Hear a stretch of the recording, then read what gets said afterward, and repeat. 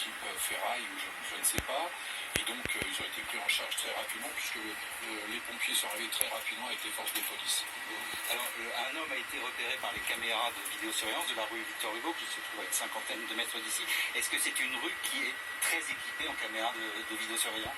Rien ne nous échappe de ce qui se passe sur la rue Victor Hugo, au même titre que sur l'hypercentre. Vous savez, on a une excellente couverture, d'excellentes images.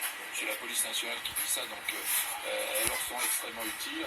Donc bien entendu, moi je ne suis pas retourné à notre centre de supervision, mais je sais que ces images, nous les avons, elles sont entre les mains de la justice et de la police judiciaire. Voilà ce qu'on pouvait dire avec Jean-Yves Sécheresse, adjoint à la sécurité, alors qu'il est, alors qu'ici, à l'angle de la rue Auguste-Comte et de la rue Salah, les secours sont partis. Ce sont maintenant les enquêteurs de la police scientifique qui se trouvent sur place devant cette boulangerie de la rue Victor Hugo.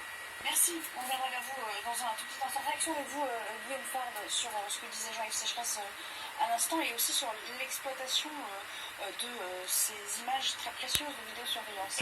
Les images, en tout cas, elles vont d'abord servir à l'identification, si c'est possible. Si la prise d'image a permis des éléments d'identification, notamment le visage, ça c'est la première chose. La deuxième, c'est que ça va nous en dire aussi davantage sur le mode opératoire. Effectivement, si le colis a été déposé et qu'il a explosé peu de temps après avoir été déposé, ça ne plaide pas pour la mise en place d'un système de retardateur. Donc ça voudrait dire que ce serait quelque chose d'assez artisanal comme confection. Donc c'est aussi des pistes qui peuvent être exploitées par les enquêteurs, parce que le risque majeur, c'est celui du surattentat. Ce serait que d'autres colis de même type aient été déposés dans le cadre d'une action qui aurait été une action coordonnée, préparée. Il a vu l'instantanéité de la chose. C'est pas la piste qui semble la plus privilégiée, mais encore une fois, les enquêteurs sont à pied d'œuvre, parce que l'identification, c'est vraiment ce qui est déterminant pour ensuite regarder les antécédents judiciaires éventuels et les réseaux de complicité éventuels. Avant de revenir aux réactions politiques, j'aimerais refaire un point sur le bilan humain avec vous, peut-être Marie Aubrazac. On a vu qu'il a évolué ces 2 dernières heures. Il est à peu près stabilisé maintenant ce décompte?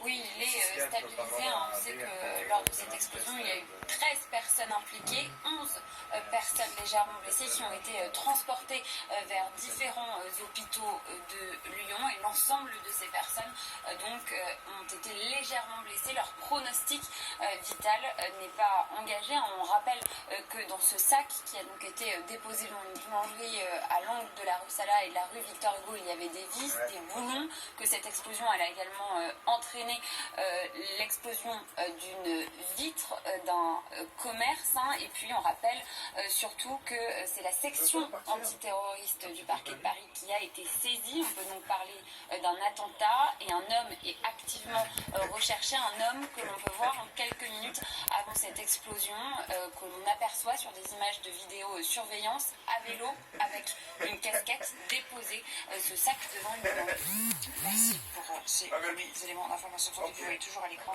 l'image de CNews sur place avec ce périmètre qui est bouclé. Les ambulances ont fait place maintenant aux enquêteurs qui sont déjà à l'œuvre pour, j'imagine, relever tout ce qui peut aller dans le sens de l'enquête, des empreintes peut-être. La police technique et scientifique est à l'œuvre. En plus, le siège de la police technique et scientifique est à Écully, donc est à proximité immédiate de Lyon. Exact. Georges Fenech, oui. Exact, c'est là que se situe effectivement le siège de la police scientifique à Écully. Moi je voudrais dire aussi que j'imagine le choc des Lyonnais.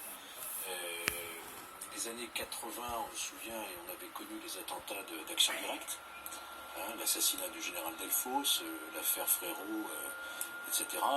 Ensuite, on a eu les attentats du GIA, 95, que je viens de me rappeler tout à l'heure, l'école juive